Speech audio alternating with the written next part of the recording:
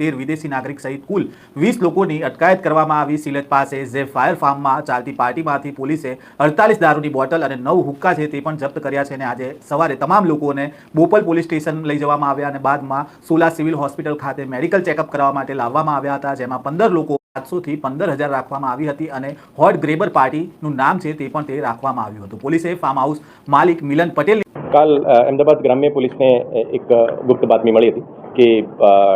Bopal police સ્ટેશનની હદમાં જેફાયર stage કરીને એક ફાર્મ હાઉસ છે। આ ફાર્મ હાઉસમાં એક ગેરકાયદેસર દારૂની મહેફિલ થવાની છે અને આજે ડીજે પાર્ટી અને એન્યુઅલ ગેટ ટુગેધરની એવજમાં ઘણા બધા ફોરેન નેશનલ્સ ત્યાં ભેગા થવાના છે અને ત્યાં દારૂની મહેફિલ, દારૂ અને હુક્કાની મહેફિલ થવાની છે। આ બાતમીના આધારે અમે જુદી જુદી ટીમો બનાવવામાં આવી, જેમાં